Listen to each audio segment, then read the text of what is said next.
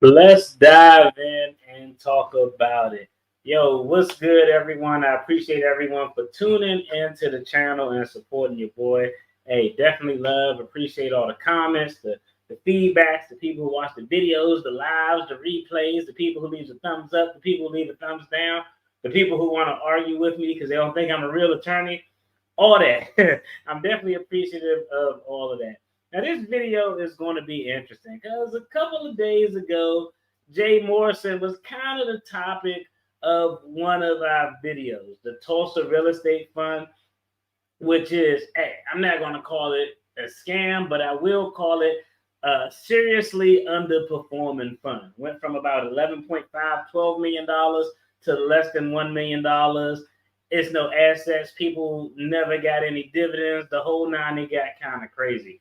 It was interesting that, he was kind of the topic of the video because one of the persons who early on in 2018 endorsed Jay Morrison and the Tulsa Real Estate Fund because they're extremely pro-black was Dr. Boyce Watkins. Now, of course, if you're familiar with the social media finance scammer space that's going on right now, Dr. Boyce got a lot of flack because he was standing tall in 2018 supporting the Tulsa Real Estate Fund, talking about how great it was, and it ended up being, let's just keep it a buck. It ended up being a trash investment to date. But he never really addressed it. He made videos replying to people, pulling out the pro-black card, but never really got into the meat and potatoes of the funds, the troubles that the fund is having, if he had any communications with Jay over it. But hey, lo and behold, over the past few days, that has changed. Dr. Boyce came out and actually did an interview. We're going to watch that video and shout out the channel when we get to that point. But he actually did an in-depth video, and I watched that video. And in watching that video proved the point to me as to why you should not listen to persons on social media regarding investment advice. All right. And I know y'all probably like, well, wait, DFD, I seen you on here talking about stocks and stuff like that. Yeah, I'm an infotainment explainer type of guy. I tell everybody to go check out a professional in their area. But this is a prime example of why you need to be cautious of who you listen to for financial advice. So we're going to take a look at two videos today. We're going to look at the 2018 video where Dr. Boyce is giving a presentation to either investors or potential investors in the Tulsa Real Estate Fund, and how he talked about how awesome and how much confidence he had in Jay Morrison. Then after that, we're going to fast forward to his recent interview where he's being asked about the funds. And hey, as always, I'm going to just give my attorney reaction to it. I'm going to point out anything that I think is an inconsistency or cap or whatever it is you want to call it. Hey, I'm a licensed attorney. I've been in the attorney game for about 14 years now. Hey, not your attorney, not legal or financial advice, but I'm pretty familiar with financial crimes. I'm pretty familiar with, the overall financial market. It would probably be in my top two area of expertise. Hey, I represented schemers and scammers, and I helped investigate them and put schemers and scammers away. So we're going to definitely talk about that. And if you're new to the channel, make sure you hit the subscribe button, like this video, share it, support your boy so it can reach out to more people. Now, before we watch the video, there is one thing that I want to cover, and I said it several times in a bunch of other videos where we talk about scammers. Pretty much everybody is out there to finesse you. I know everybody isn't out there to finesse you, but that's just my mindset, because y'all got to understand that I'm coming from a really jaded point of view, because I represented and seen the worst of the worst that our society has to offer in any type of area of criminal conduct that you could potentially think of. And because of that, I'm overly cautious and skeptical of absolutely everybody. Like I'll probably never hire someone to actually invest my money for me, because I just see too many opportunities to potentially get finessed. I'm much more comfortable sitting down, studying, doing research, figuring out what it is that I want to invest in, learning the landscape, the arena of that particular commodity, whatever the hell it is. If it's stocks, bonds, pork bellies, futures, whatever the hell it is, learning that particular commodity, the arena around that commodity, so that I can make an informed decision. So that's pretty much what I recommend everybody do. Make an informed decision. Now, one, I want to explain a little bit about Dr. Boyce Watkins and his background. All right. Because, hey, you got to give people credit. Dr. Boyce Watkins is a doctor. He has a PhD in finance, which is hell of impressive because I know I could never get a PhD in anything. That's too much damn work. Law school is easy compared to all that group projects and shit. I'm definitely not doing that. But he does have a PhD in finance. Now, DFD, what does a PhD in finance mean as it relates to someone who's recommending investments or speaking up investment or giving financial advice? Well, we got to think of that. And let's put that into context, okay? It's all about who has a fiduciary relationship. That means a relationship of trust. Who's the trust with? The actual client, okay? When I went to law school and graduated law school, I did nothing after I graduated that qualified me to have a fiduciary relationship with any individual for any particular reason. I can only speak from the law school standpoint, but I'm assuming that this is exactly the same when it comes to the financial planners, the people who can give investment advice, the people who can sell commodities, who have all those series licenses and all of that stuff that I thought about doing, but I was like, hell no, I don't want to study nothing else ever. And so when I graduated law school, I had no trust relationship with nobody because I was a law school graduate. I wasn't a practicing attorney. It wasn't until I took the bar examination, passed the bar examination. After I passed the bar examination, it takes, actually, before you even apply to the bar, before they even let you take it, they do a character and fitness evaluation where they pretty much go through your entire background in life to make sure you're someone on the up and up who is going to hold the profession in high regard and who is not going to abuse their authority by breaching some trust relationship you have with a client, stealing client funds, all of those type of things. So once you pass law school, you have no fiduciary trust obligation to absolutely anybody. When you take the bar exam, you don't have it. But the minute you get sworn in, you can establish that trust relationship. And it works the exact same way when you're talking about financial planners, financial advisors. So I think, and shout out to Pocket Watching with JT. He really broke this down because he's a financial advisor. But it would be the equivalent of someone who went to law school, got a master's in law, and was teaching a particular area of law, but never actually took the bar exam, passed the bar exam, and became a certified practitioner of law.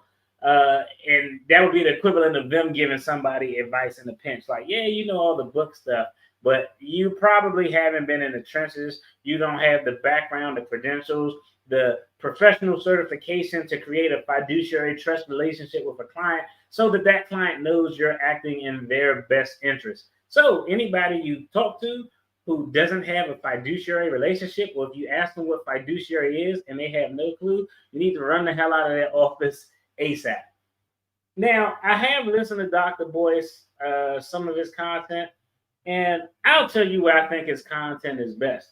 I think he really does a good job of explaining the economic ecosystem, explaining how potential conflict abroad can have an impact on the economy of the United States, explaining how the UAW work strike is going to impact the market as it relates to, the motor vehicle space, Ford and all of those types of stocks. I think that's kind of, where I personally get the most value. I'm not listening to him for relationship advice, investment advice, none of that. Hell, I wouldn't listen to me for investing advice if I were foolish enough to give it. Now, let's go ahead and take a look at this video. Remember, this video is 2018.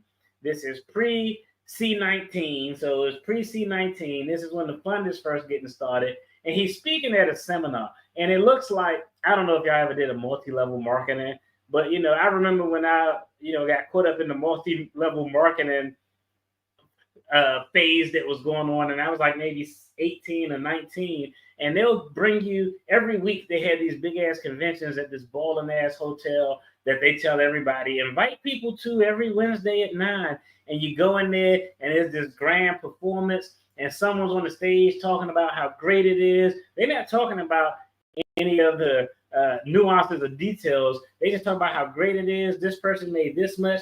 Everybody's standing up clapping, and all it is a grown folks pep rally to finesse you into something that's probably not going to make you money in the long run. This is kind of what this seminar or this presentation appeared to be to me. I'm pretty much going to let it play. I may pause it a few times because I do want to point out a few things, because at the end of the day, I personally think even Dr. Boyce Watkins got a little finessed by Mr. J. Morrison. But let's go ahead and check out this video.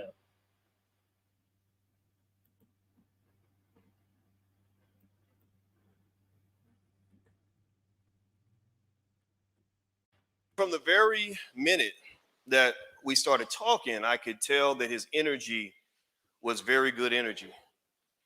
He was a guy that seemed more interested in building bridges than in comparing, the size of what I got versus what you got. It wasn't none of that. It was more like, okay, King. He called me King. I love that. And he immediately started talking about. Thought that was hilarious. I think that's part of the finesse. He called me King, and I love that. I've seen this a gazillion times because I represented people who have Ponzi schemes. They know what to say to make you comfortable. Someone who runs a Ponzi scheme is the equivalent of this is a crazy analogy, but a stripper in a strip club. You don't think the stripper in the strip club know exactly what to say to different individuals in there to just go ahead and get them to say, you know what? Yeah, I know my mortgage due, but let me dig in this wallet and go and give you a couple hundred because you really cool, you different.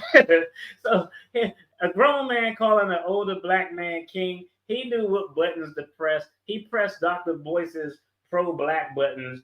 And anytime someone's preaching an investment that's pro-black for us, it's pro one religion, it's pro anything, that's automatically something that should give you cause to pause. Ways that we could respect and support each other. And I love that, because we all know that when black men come together and form teams, we become the greatest teams on the earth. It doesn't just happen on the football field and the basketball court. It happens anywhere that we work together.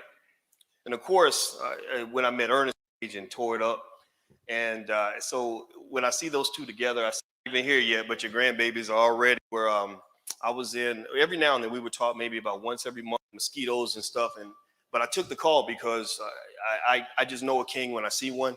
Like when I talked to Jay, I had the same feeling I had when I first heard about people like Barack Obama and others who have done extraordinary things in the community.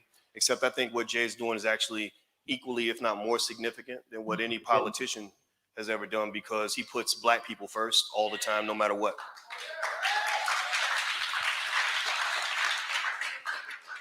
So Jay called me up and we were talking on the phone, and he said, I want to create this fund.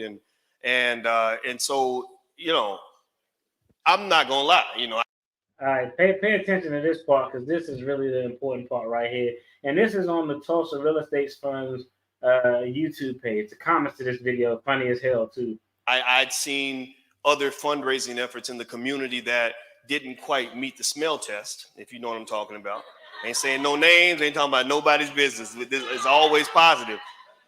And I felt that was a problem. It's a dangerous thing, because trust is a real issue in our community. We really don't trust each other. And it's kind of fascinating that we trust white people more than we trust each other, because whiite people have been the ones that's been killing us and lynching us and raping us and castrating us, but we give them our trust, but we don't trust each other. It's kind of crazy. Just so we all a little bit crazy. At least I know I am. And so so when he told me about the fund, I just started asking questions. And and my questions aren't easy questions. My PhD is in finance. I taught college students this stuff for a long time. So I asked some pretty detailed questions, some pretty tough questions. Jay answered them all. Boom, boom, boom. SEC approval. Boom, boom. Oh, we're gonna set it up this way and do this and this. And I was listening, and my instinct said, okay, he's really thought this through. He's really laid this out. This is gonna be nice. This infrastructure is solid.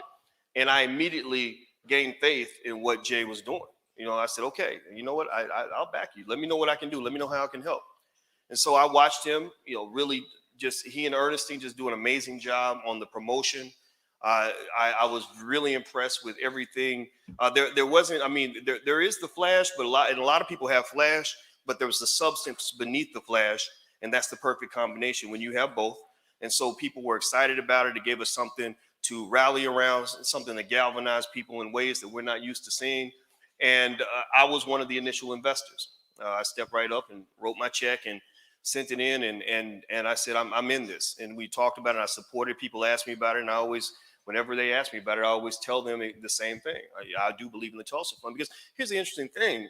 You know, I hear everything, right? I hear, you know, those who are enthusiastic, and then I hear those who are highly skeptical. And I understand the skepticism, right? You know, we have people that do things they shouldn't be doing, but I find it fascinating, though, that we can be 10 times more skeptical when it comes to each other than we are when it comes to investing with these other people out here that you know don't care nothing about you, right? Like I teach my students all the time about investing in Apple and IBM and all these other companies that you're asking me about investing in the Tulsa Real Estate Fund. I mean, the brother, you know, they went out and they got SEC approval. They have, you know, dotted the I's and crossed the T's. And so I don't understand why you have the additional scrutiny and additional skepticism. So when I think about why I invested in this fund, my question that question coming to me would actually get another question in return, which is, you know, why not invest your money with this fund? Why not? Every smart person in this room and in our community is investing money in something. You should be investing in something. So why go so great? That's the nature of investing. But it's important to understand all of this, because I do not want it to be the case that if one or two investments doesn't work out the way we expect it to, that suddenly people say, oh, well, see, I told you, that's why you don't invest with these Negroes. Because that's why you don't invest with these Negroes. All right, now let's break this video down real quick. All right, so there's a few points I want to explain. I know everybody probably thinking like, well, DFD, why do you always say if there's an investment opportunity and they're talking real centralized to some belief or some racial aspect, why does that give you cause to pause? Let's just think about it, okay? Let's use this as an example since we're talking about it. The Tulsa Real Estate Fund, right? If you started a business and you are trying to raise capital, right? Would you care about the actual color, belief, background, ideology of the people who are investing money? You would not give a damn if it could be a black guy from New York City who invested. It could be a country bumpkin from Alabama who invested. You would not care what the demographic was of the people who invested in your business, because they aren't looking at you. They aren't looking at you or whatever it is, the angle or the image you're trying to sell for a particular ideology or belief. They're looking at the overall investment and is it a good investment? A good idea is not only going to be invested in by one group of people. Everybody's going to want to get on board. You think like, oh man, when Tesla started out, Elon Musk was like, you know what? Let me just talk to all the people who look like me. No, it was so many people who are multicultural from all over who wanted to invest in it because they knew that, the idea is sound, and they did the research to say, okay, there's an actual board of directors, not one person who's just in charge of everything.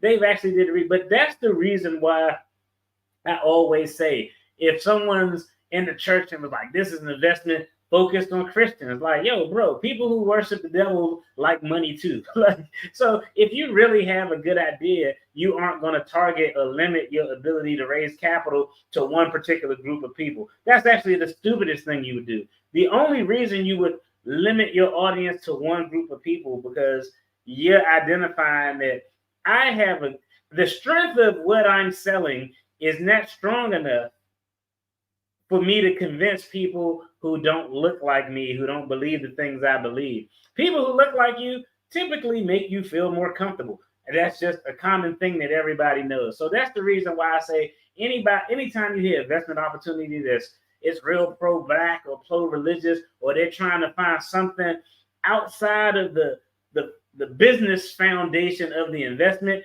to tie you on to, it's a big red flag because a good idea is a good idea, and green don't discriminate. Green doesn't just want to accept, or people don't want to just make money from one particular avenue. They want to get money from everybody. They want to open the market. That's point number one. Maybe maybe he's trying to sell to a group of people and demonize others? Yeah, I mean that's true. I mean, the language and the vernacular, that's true, but it makes no sense from an investment standpoint. If I have a business and I want to raise capital, you know how many black businesses there are that have roots in the black community where you got a lot of white people who want to invest in. You know how many times CEOs at Bank of America invest in small startups that occur in the hood. So it's that's part of it. It is part of it is like, hey, we want to. I'm trying to get these people to buy in, but when you exclude one group of people, that means that your business model is not sound. Because if your business model is not sound, you would just say, yo, this is a sound business model. You take a look at all the paperwork that we're operating on. We're taking investors from all over. The goal of this fund is to raise money, and we want to try to empower the black community, but we aren't discriminating. Hey, if you want to get on board and be a part of this, you can. The reason they can't do that is because you tend to trust people who look like you and who you can associate with and you think you have commonalities with. So it's kind of easier to finesse people who look like you. You see it all the time. There was one guy who had a Ponzi scheme where he was a pastor and he would go to all the local black churches. And why was he going to the local black churches? Because he can speak the language. They had so much in common. He damn sure didn't go to he didn't go to a Catholic church with that BS, because they'd have been like, they'd have looked at him sketch. And his idea wasn't sound. He wasn't selling a business idea. He was selling a belief of we can make a lot of money, and it was really no substance to it, in my opinion. Yeah, that's probably his strategy. I mean, that's his strategy because that's the only audience that he could target. I mean, like I was saying, if you send a black guy who learned how to sell real estate, ain't nobody who the hell gonna believe or want to buy into that story? Like, no. Like, I mean, I'm gonna just be honest, man. People in general like to see a story of achieving and overcoming an obstacle, but that's a hard story to sell outside of a community of people who can't relate with that type of background. That's just, I think that's kind of what the angle was. But now that we know the background of it, okay, this guy, he talked about his PhD. He talked about how sound it was and how the guy called him king. He got a little finesse. How the guy called him king and he really liked that. Now we're going to fast forward. That was 2018. We're going to fast forward to current, where he's being asked about this.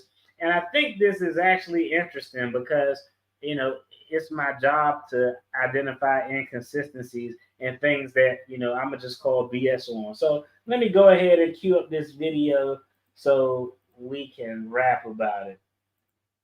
Let's see.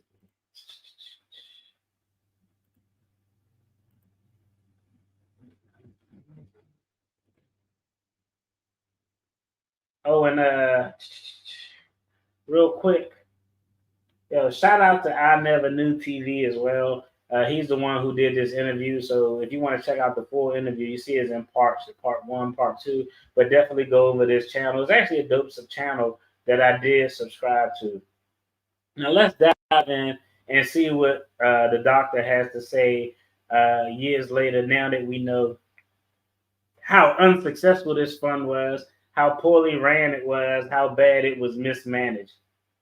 And again, this is the cautionary tale of what sounds good isn't always good, and be skeptical of like financial advice about financial literacy is one thing, but be cautious of people who speaking up an investment, talking about it. I think is a red flag, especially when you're talking about social media. Like that's just my take on it. Let's check it out. Jay is a guy I met in 2016, 2017. He called me because he was building. I met him the same time I met Julian Gordon, and I know those guys both very, very well. And that was one of the reasons why it broke my heart to see those two kind of conflicting like that.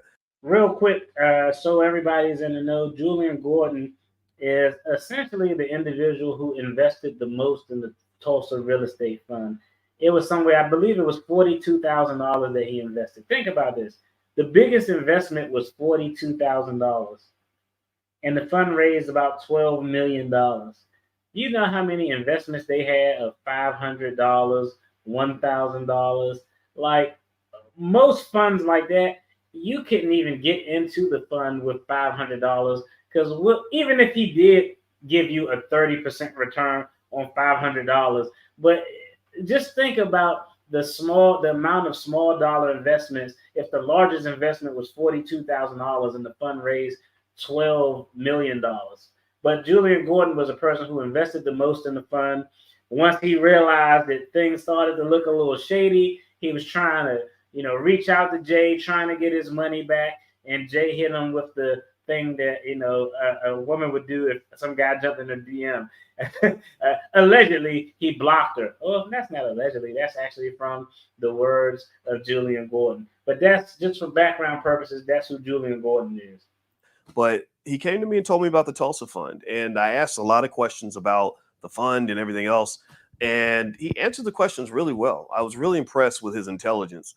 And since. What questions did you ask, Dr. Boyce? Like, this is actually a good interview, but my interviews are more like interrogations or cross-examination. He keeps saying he asked really good questions and he answered these questions well.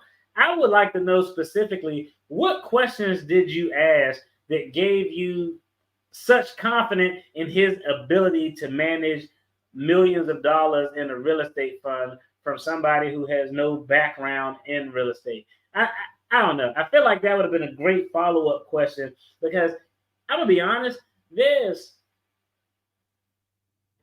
and I've had several meetings with people who are investors.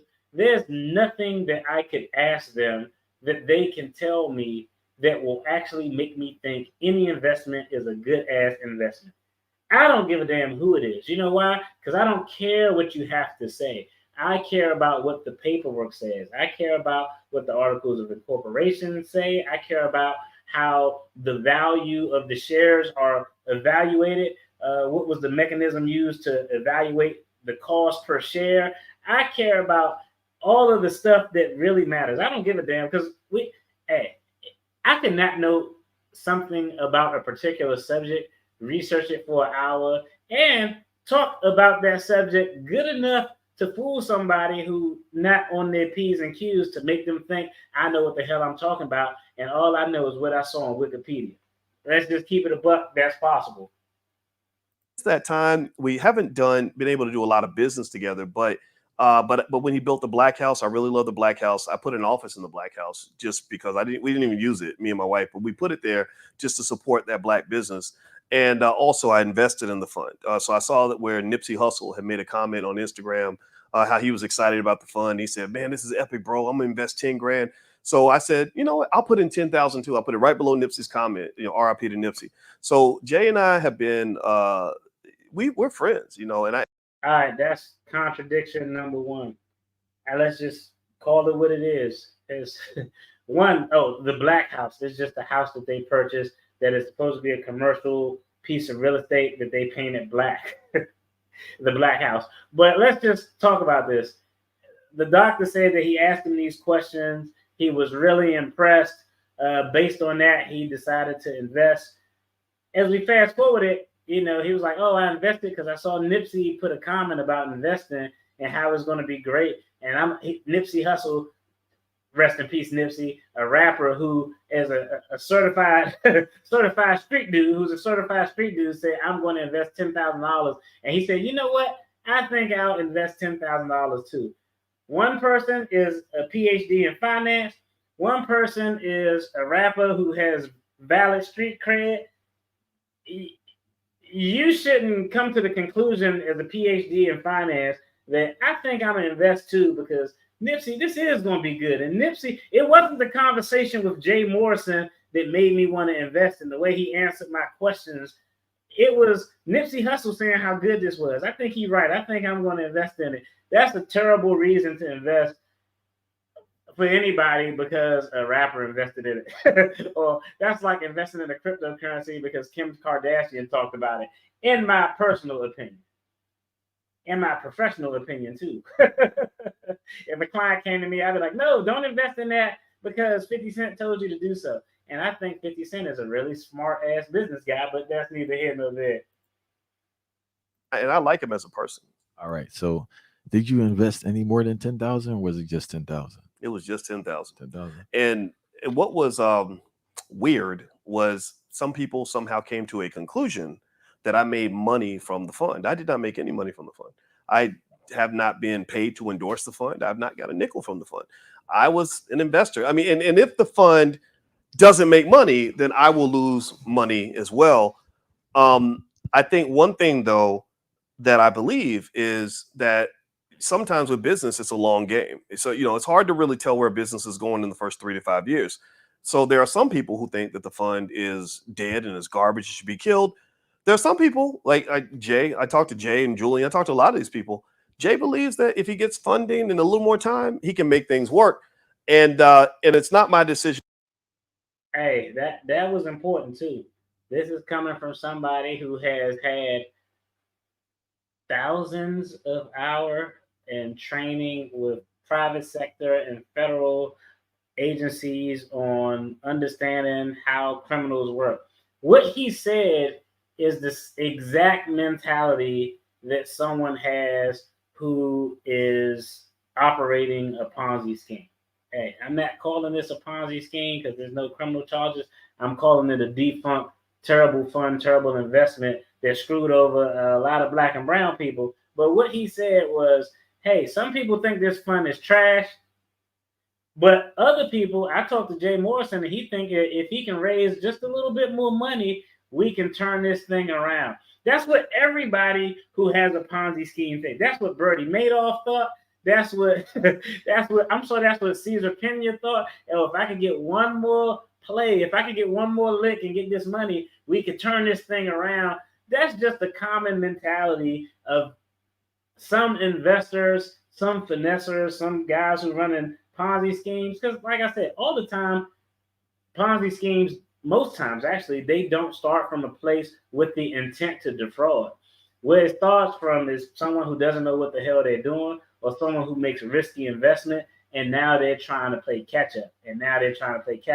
People are asking for their dividends, their returns, so you got to give them something. But exactly what he said, Jay still believes that if he can raise more capital, he can do it.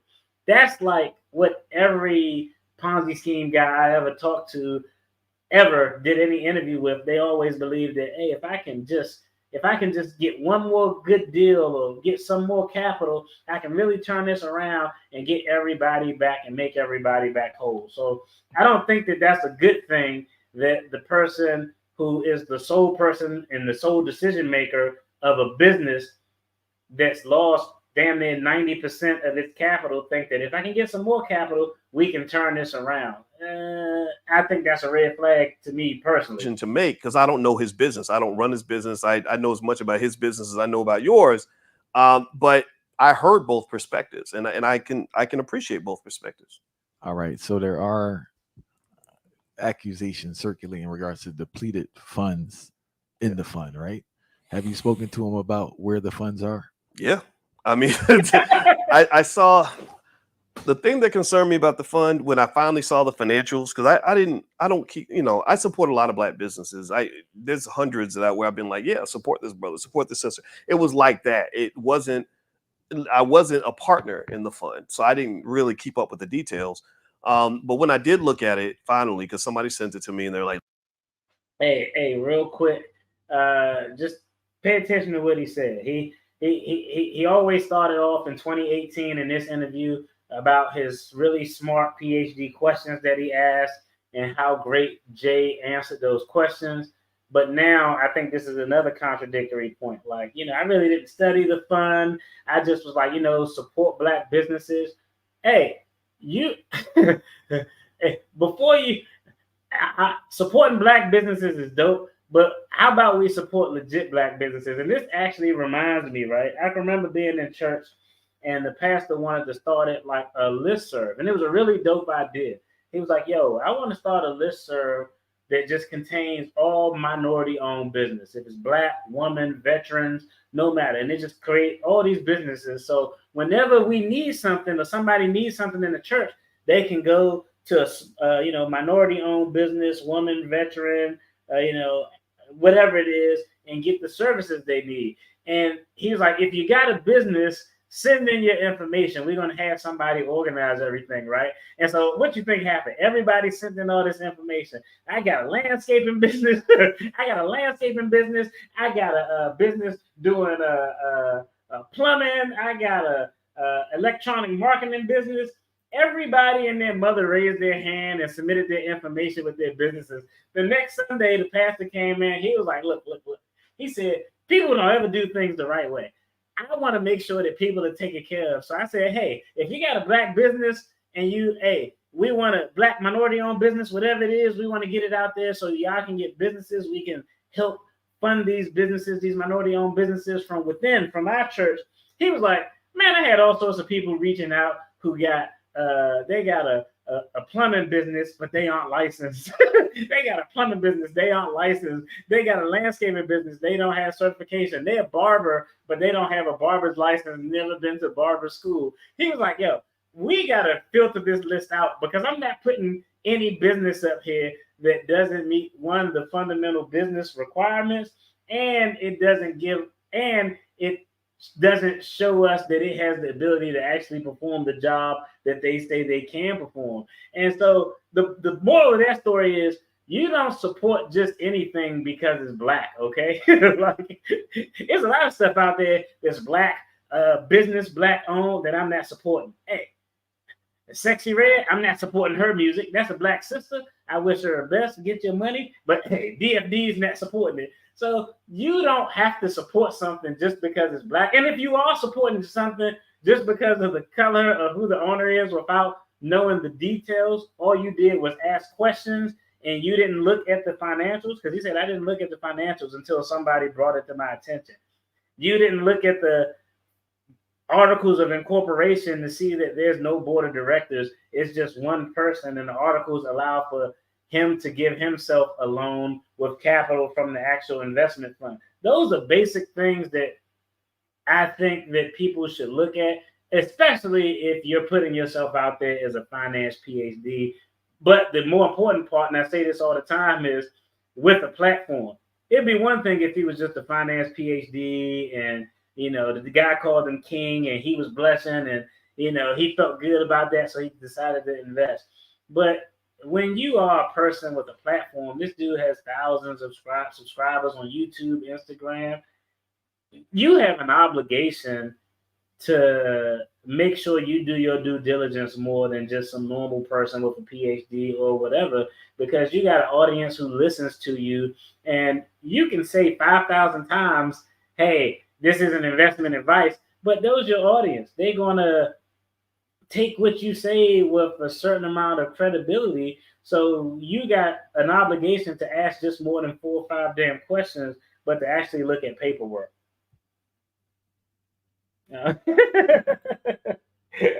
nigga said Sexy Red. Yeah, man.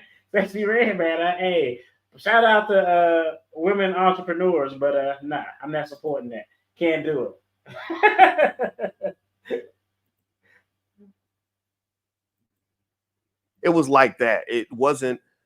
I wasn't a partner in the fund, so I didn't really keep up with the details. But when I did look at it finally, because somebody sent it to me and they're like, look at this, look at this. I was like, okay. I saw that there were about 2.7 million in expenses that didn't make sense to me per se. I asked Jay about it. One thing that he said was he talked about a lot of the legal fees he had to incur when the fund first got started, because instantly people were saying it was fraudulent from the moment that it was created. I thought that was unfair because I don't really think that some people didn't give the brother a chance. Some people were just like, it's fraudulent from the beginning. These are people that didn't invest, didn't support. They hate everything. They called everybody a scammer. I don't think those opinions matter as much. However, there was also a management fee for about $600,000 in there that also concerned me. And I was sort of like, look, man, if you're taking fees like this, there has to be some performance. There's only so much I would say. I'm going to be fair and honest no matter what.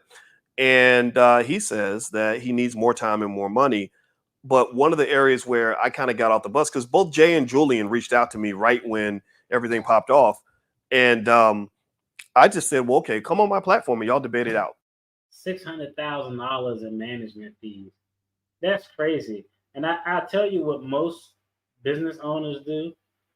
Most business owners, when they're starting a business, they don't pay themselves. That's why, even Elon Musk, they don't pay themselves, or they pay themselves a very small salary because their goal is the growth of the business. So they use all of the capital that they have to focus solely on business things. You wouldn't pay yourself, like, hey, I'm paying myself $20,000. Hey, DFD, I'm gonna pay myself $20,000 for marketing, and I call marketing me making a TikTok saying jump over to my channel and watch it.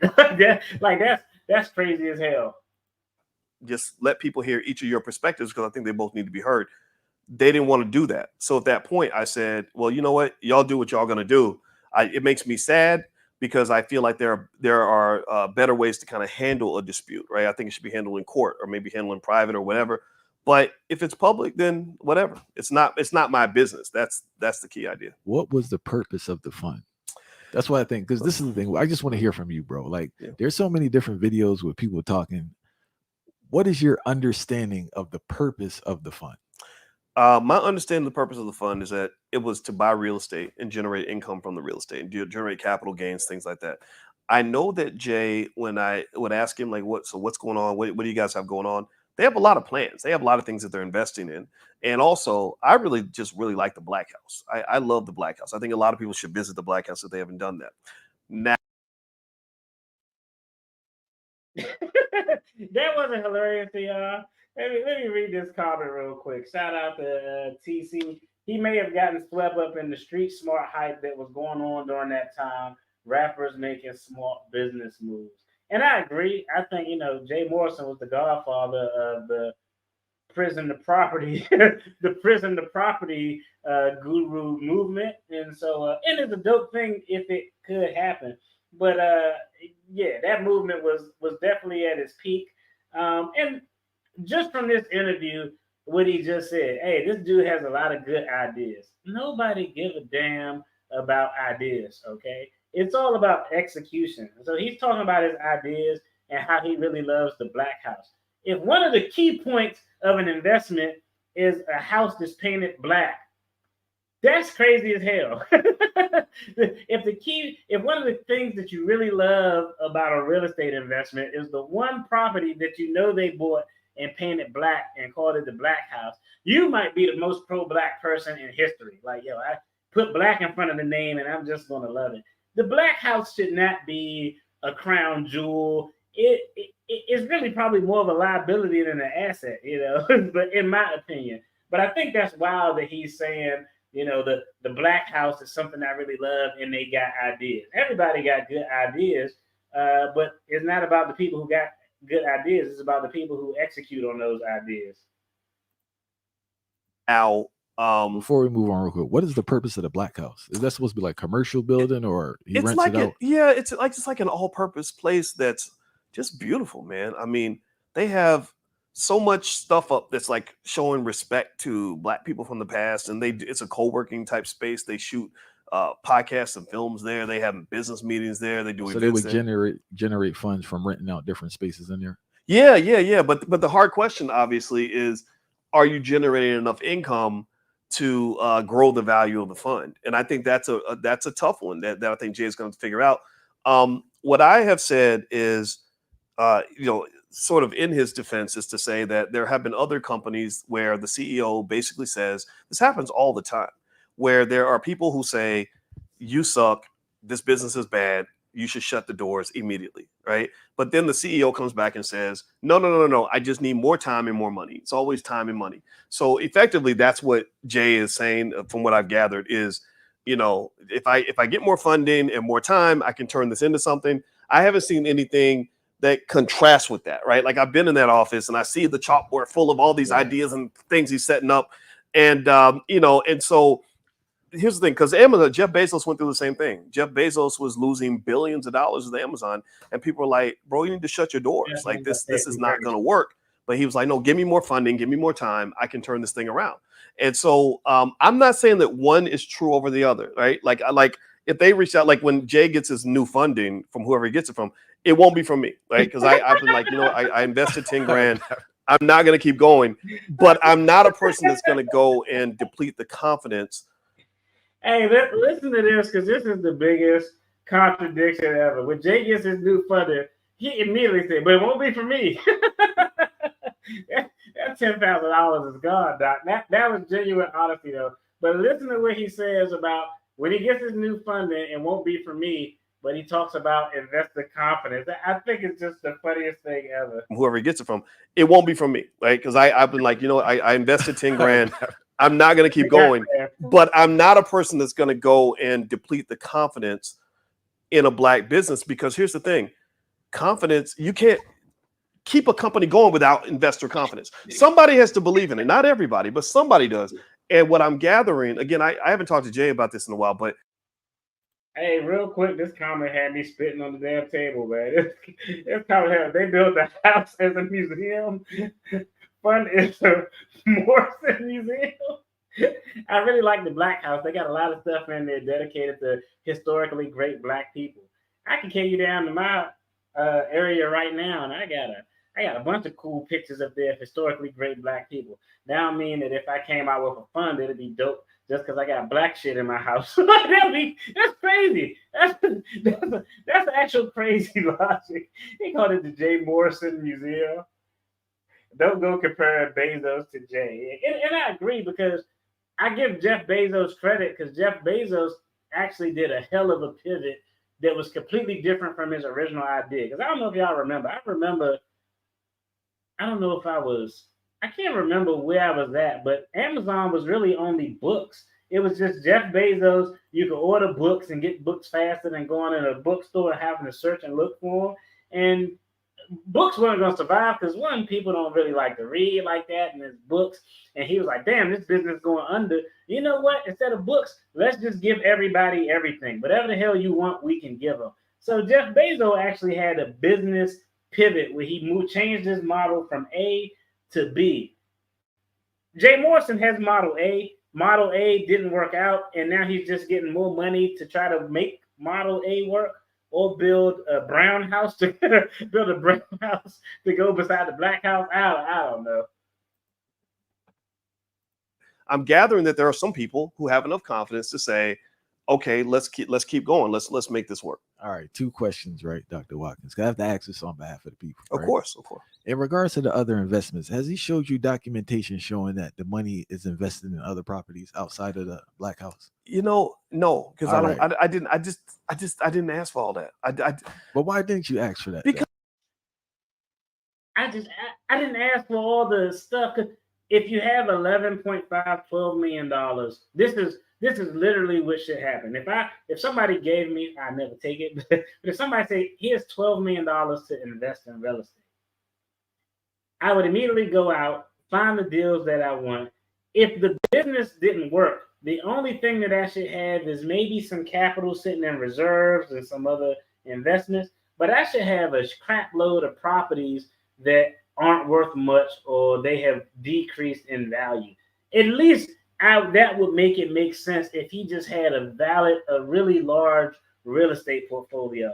He asked him about it, and his response is, "I really didn't ask about that. Like, come on, you can't tout yourself as a specialist in an area, but then when you have something that you spoke of or spoke about is not really coming into fruition, you're saying that I really didn't look at it that way." Like, no, if you hold yourself out as a specialist in this area, you need to conduct your damn self as a specialist in He that showed you area. documentation showing that the money is invested in other properties outside of the Black House. No, because All right. I didn't ask for all that.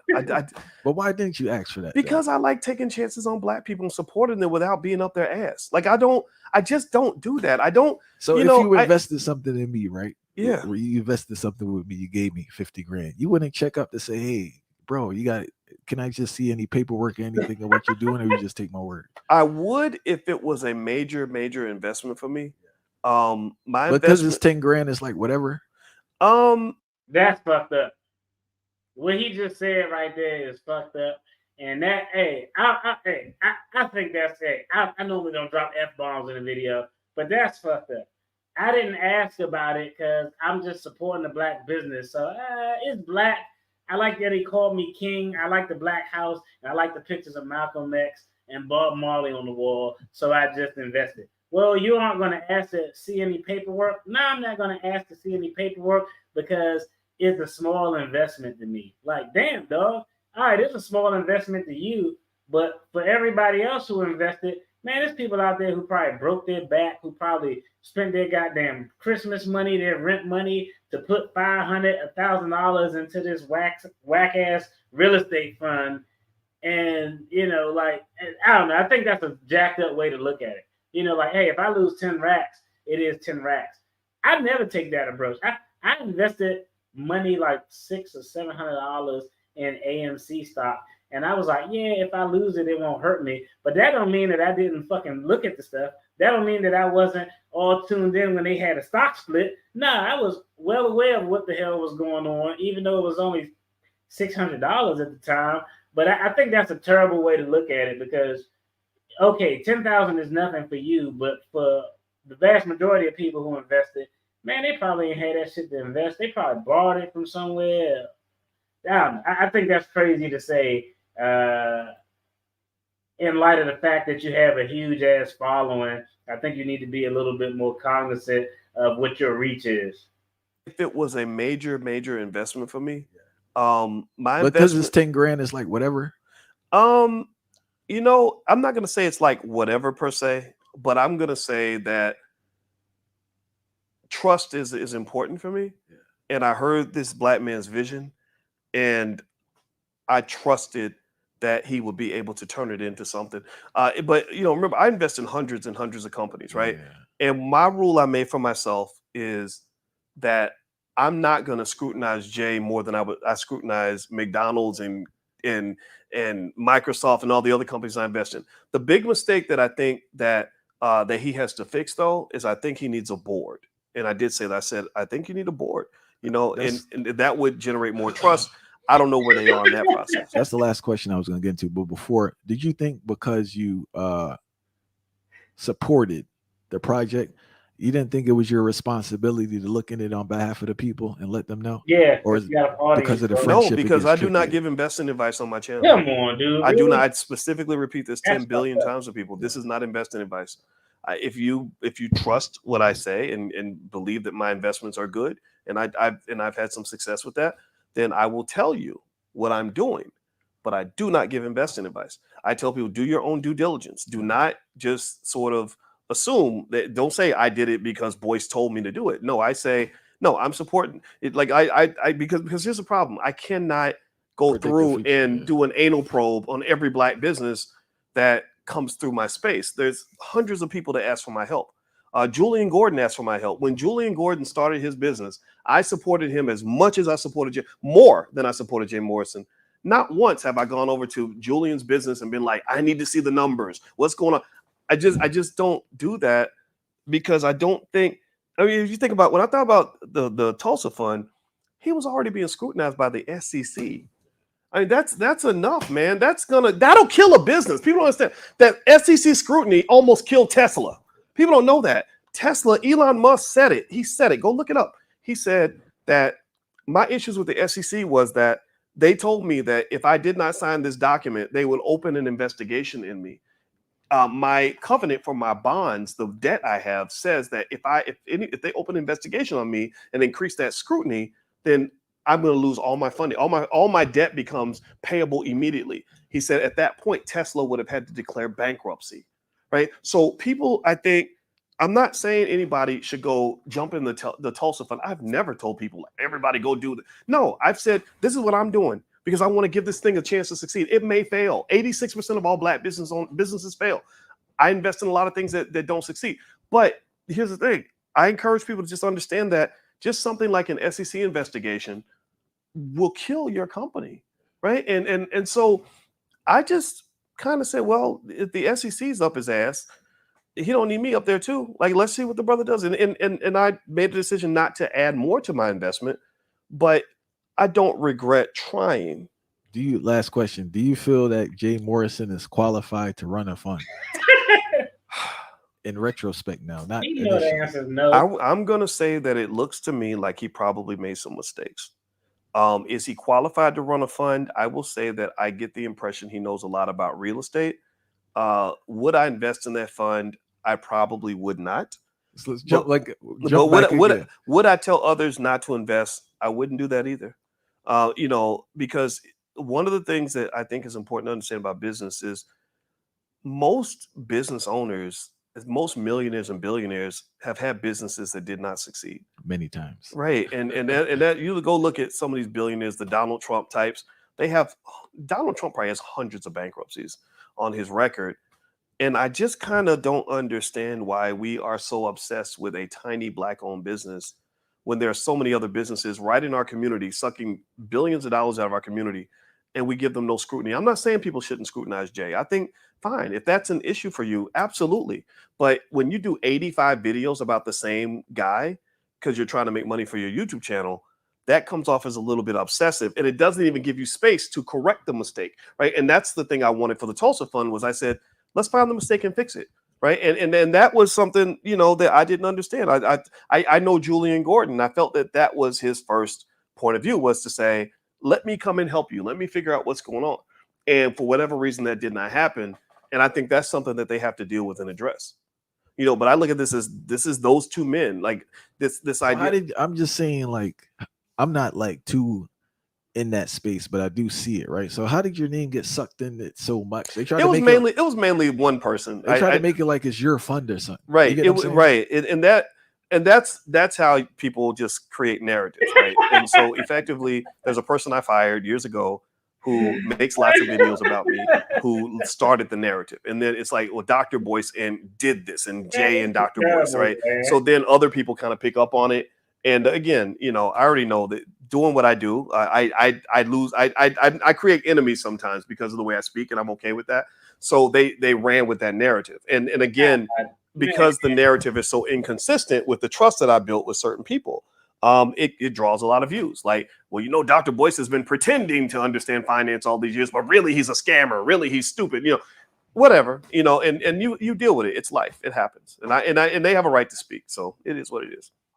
Yeah. Hey, y'all go check out that channel. That's a crazy interview. I actually watched all the parts. I Never Know TV. Y'all go check out that channel and watch the full interview. And now let me go back and check out some of these comments. He refused to admit that he got. Like, nah, man, you want to stand on your PhD, but yeah, he got. But I don't think that my biggest issue is not him getting got. I just think that when you got a big following, like, okay, let's just keep it a buck here. We know what's going on with DJ Envy and Caesar Pena, all right? Now, Boyce Watkins and Jay Morrison didn't have a business relationship. It was just really, I'm investing in this fund and that is. So they weren't out doing urban seminars of things like that. But it's kind of analogous where you have one person who really has a really platform.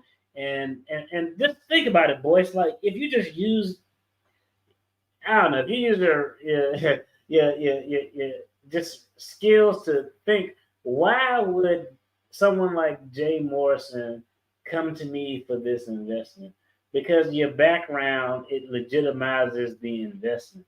It's really hard, but when you have this large following, you got this finance PhD, people stand on that and put value on that. That's something that Jay doesn't have. He's the prison to property bro.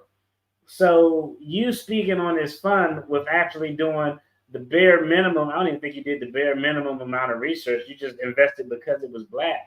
But you speaking on that fund, it added some professionalism and what some people may call legitimacy to that fund. So you really just opened up a funnel of investors to invest in this fund that was really doomed from the beginning. That, like you said, it didn't even have a board of directors. The only person in charge of everything was him. So that's probably always going to be a rough way to go when you don't have a board of directors to say, nah, this black house is a bad idea. How about instead of buying the black house, how about we buy a house to actually flip or to put people in so we can get some damn rental income and have some form of profitability coming in? Boyce, wow. Accountability. Boyce needs to stop it. Yeah, I agree. I mean, I just think it's a bad look. I mean, purposely. I mean, hey, if someone, hey, if I was someone's PR person, I would have been like, man, just don't even do that interview, bro. It ain't even worth it.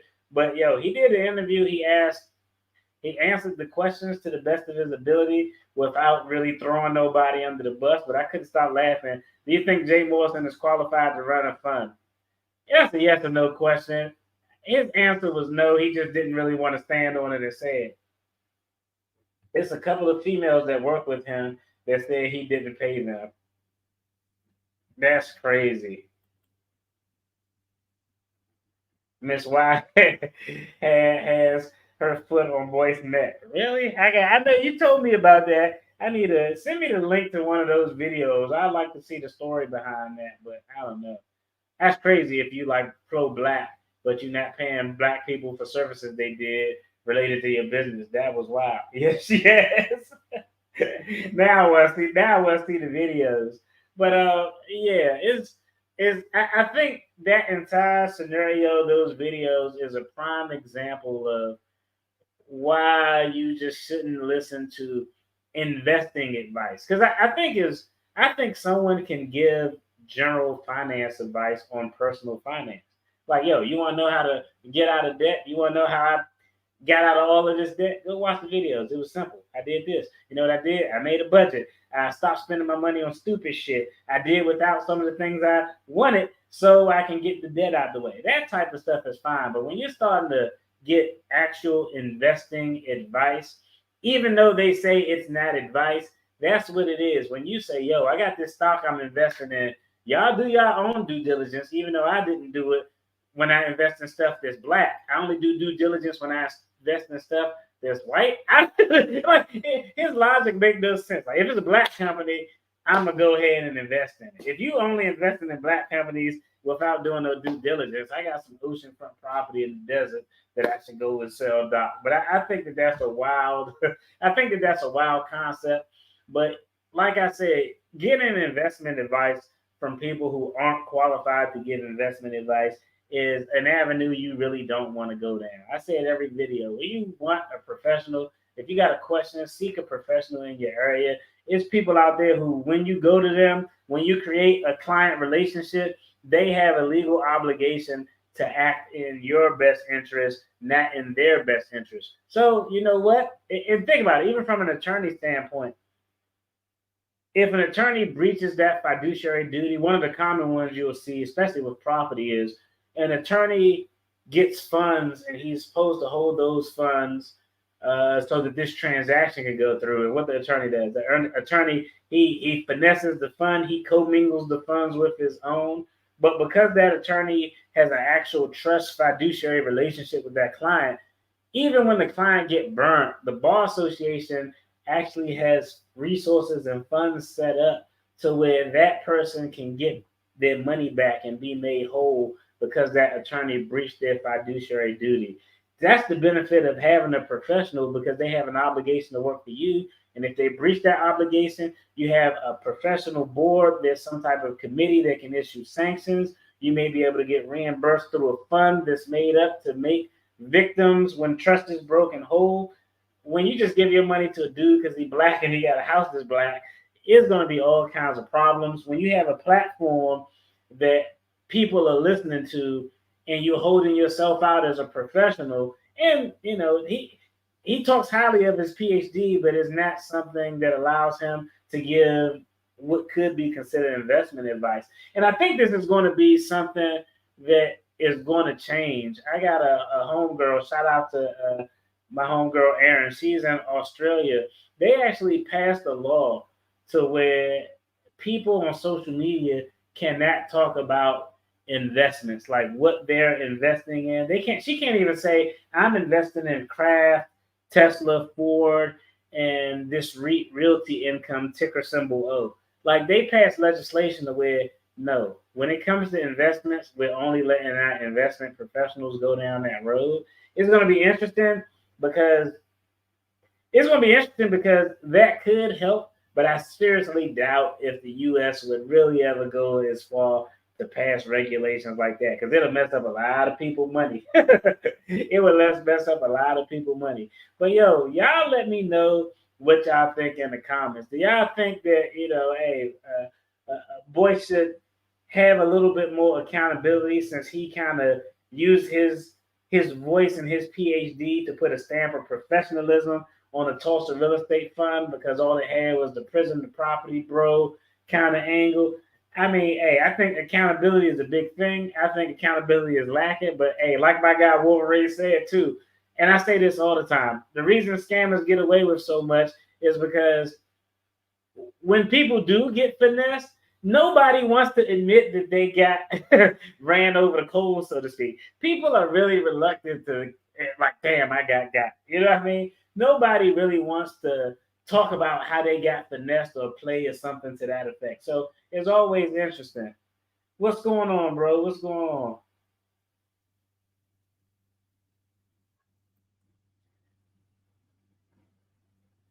Nah, I was down there. I just didn't have an opportunity to get out and do a bunch.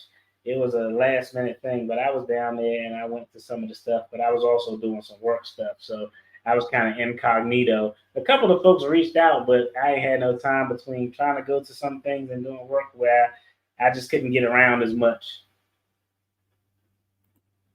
But yeah, that's it for this video. I appreciate everybody tuned in. Y'all let me know in the comments if what y'all thoughts on Boyce's interview and whether or not he was accountable or he kind of passed the buck. I think he gave the best answers he could without, when black people get interviewed, we never really want to like throw anybody under the bus. So he played it real neutral. Yeah.